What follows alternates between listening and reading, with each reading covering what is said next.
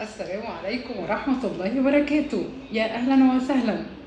عاملين إيه يا عيلة؟ وحشتوني وحشتوني وحشتوني. لايف السبت النهاردة، بس لايف من مدينة نصر مش التجمع.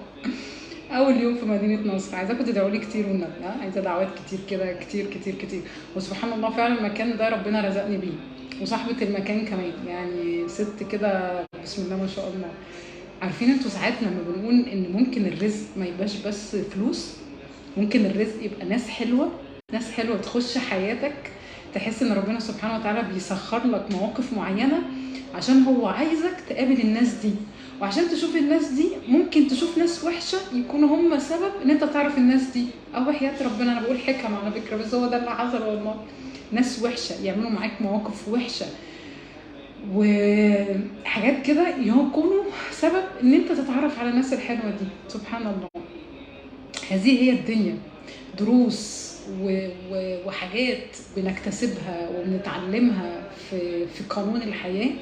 التجارب دي هي اللي بتخلي عندنا فعلا خبرات، والخبرات دي اللي بتخلي عندنا بقى ايه، اكسبيرينس كده، ان احنا عدينا على الحاجات دي كلها. الله المستعان.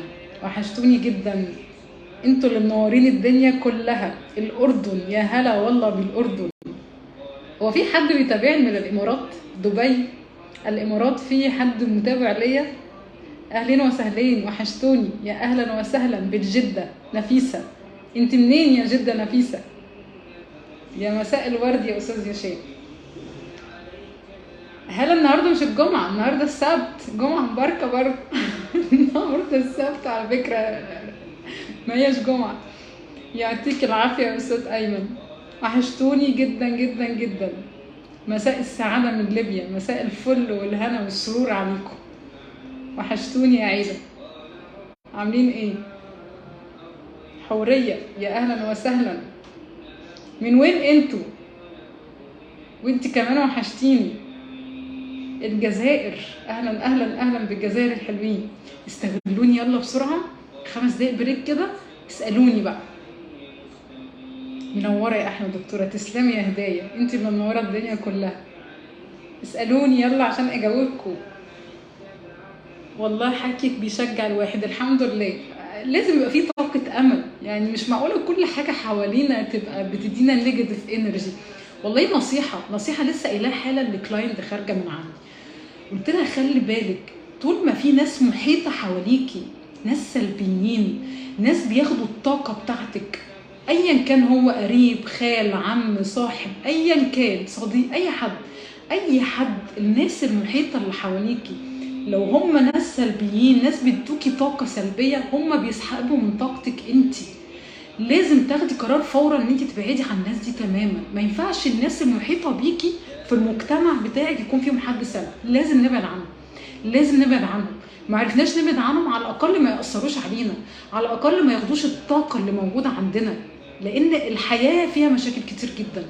فعشان اقدر اقاوم الحياه ويبقى عندي من الطاقه ان انا اقدر اكمل لبكره، انا لازم احتفظ بالطاقه اللي عندي. وانا لو في شخص سلبي بيسحب طاقتي، طب ما انا هكمل ازاي؟ طب انا عشان اكمل، ابعد، خرج كل الناس السلبيه دي من حياتك. انا اول حاجه اي حد سلبي ببعده، مش عايزه. انت مش هتبقى في المحيط بتاعي تماما. يا سلام بقى الناس بقى اعداء النجاح اللي هم يقعدوا يكسروك، انت مش هتعمل، انت مش هتقدر، غيرك عمل وغيرك سوى ومش عارف ايه. عادي جدا. بنسمع الناس الصح، الناس الإيجابية، الناس اللي ما بتوقفهاش حد، الناس اللي بتحط حلمها وهدفها قدام عينيها وهو ده بس اللي بيحركها. هي دي الناس اللي بتكمل، هي عارفة انها تقدر وحاطة حلم قدامها وهيوصلها. بس خلصانة. فعشان كده لو انتوا فعلا حاسين بديكوا طاقة إيجابية، دي حاجة بتسعدني جدا، لأن جزء كبير جدا من الصحة هي الناس المحيطة بيك. معظمنا زي ما انا قلت لك بيبقى معتقد ان الصحه عباره عن الجسد. انا ما عنديش مرض يبقى انا صحتي كويسه. الصحه ليس غياب المرض. حطوها يا عيله بين قوسين، الصحه ليس غياب المرض. الصحه عشان نقيسها WHO نفسها عملت ابديتس للتعريف والديفينيشن بتاع الصحه كانت زمان بتعرفوا حاجه، دلوقتي بتعرفوا حاجه تانية. دلوقتي بتقولك الصحه العقليه عامله ايه، بتنام كويس ولا لا، كواليتي النوم حلو ولا لا، تركيزك عامل ايه. هنا ده مهم. الناس المحيطه بيك، في ناس علاقات تقويك وتخليك تكمل حتى لا قدر الله لو عندك امراض محتاجه مناعه ومحتاجه قوه، لو قادر تكمل ممكن تكمل، يقولك ده انت هتموت، بس عشان علاقات حواليك كويسه بتقويك تقدر تلاقي نفسك تكمل وتتعافى من المرض. وناس ما بتكملش عشان ما فيش ناس محيطه بيها.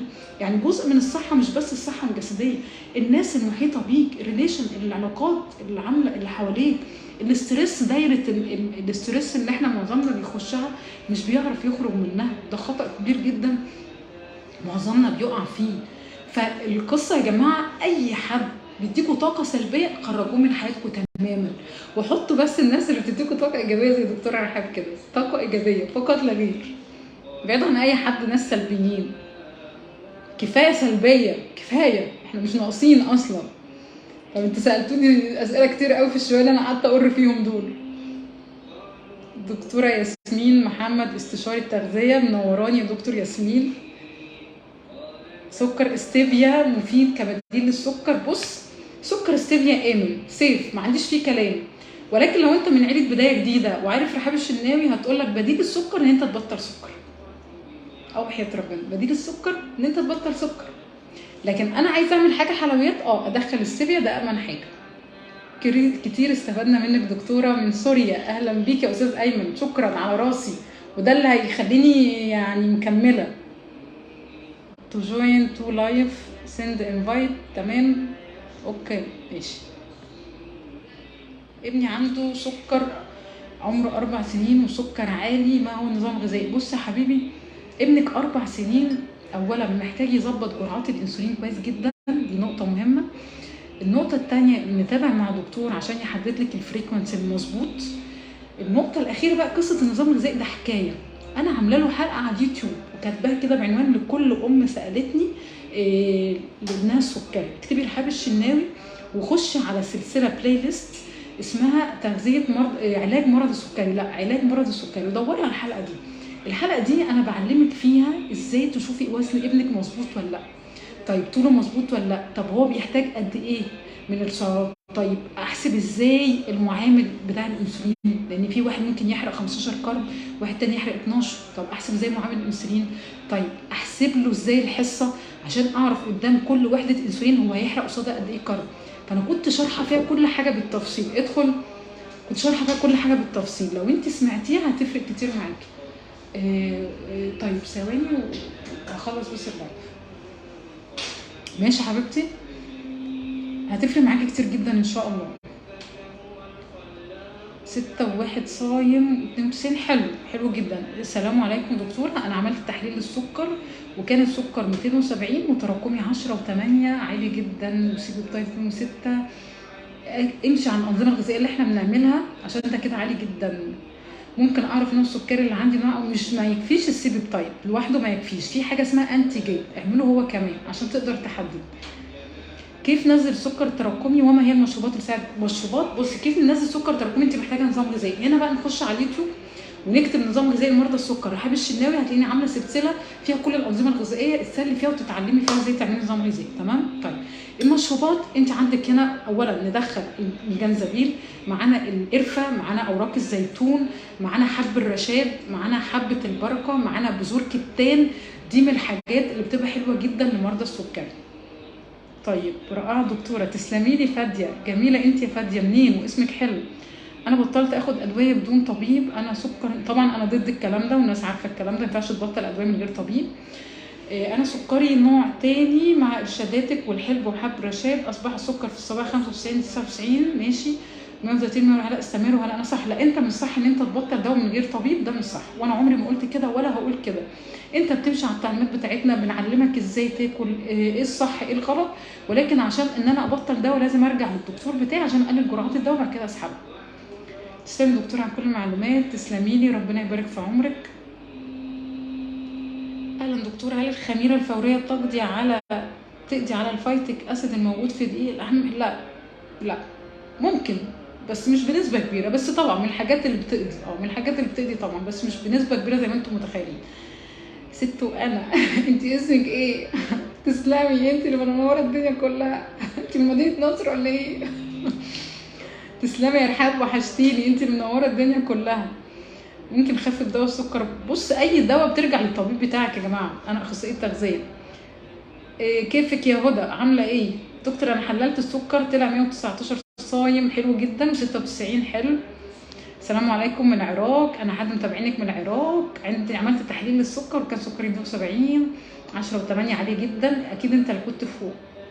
انا عمري 74، تراكمي كذا، اصوم كذا. ماشي. اذا اكلت فواكه منوره يا عسوله، انت اللي عسوله. اذا اكلت فواكه بترفع السكر، ما باكل رز ولا بطاطا، وصدفه ناكل مخبوزات والحاله صدفه قطع. بص اولا فواكه، مش كل الفواكه بترفع السكر. انا اتكلمت في قصه الفواكه دي كتير جدا، على حسب بقى الفاكهه ايه، ومن ضمن الحصص وبناخدها كرانشي ولا لا، والقصص دي كلها. الرز والبطاطا احنا قلنا برضو، اتكلمنا عن البطاطا واتكلمنا عن الرز. المخبوزات دي ما بتبقاش معانا خالص، تمام، الا لو هي حاجات صحيه. يا اهلا وسهلا من القاهره، اهلا بيكي. هل مقاومه الانسولين تسبب تكيس؟ طبعا. ده هيبقى اخر سؤال نختم بيه اللايف بتاعنا. التكيس المبيض اصلا اساسه مقاومه انسولين. وخلي بالكم لو انتم متخيلين مقاومه انسولين دي سكر بس، لا، مقاومه انسولين ده جدر بيطلع منه فروع كتيره. كوليسترول عالي، مش عارفه ضغط عالي، سكر نوع تاني، بوليسيستيك اوفريان سيندروم اللي هو تكيس المبيض، شجره عمال يطلع لها فروع. الجذر واحد مقاومه انسولين. فتكيس مبيض الجذر مقاومه انسولين. ودكاتره الجينيكولوجي الناس لما بيلاقوا عندهم تكيس مبيض المفروض بيعمل ريفير لدكتور تغذيه او اخصائي تغذيه عشان يخليكي تنزلي في الوزن، لان جزء من علاج التكيس المبيض ان هو يحل مقاومه الانسولين. هو بيبقى عارف ده، فالى حد ما لو هو بيعمل ريفير لحد التغذيه هو بيبقى عارف عشان خاطر يبدا يظبط له الدنيا دي عشان يحل مقاومه الانسولين. تمام. هكمل شغل، معلش سامحوني. هو مبسوطه جدا ان انا بشوفكم بسرعه جدا يوم السبت.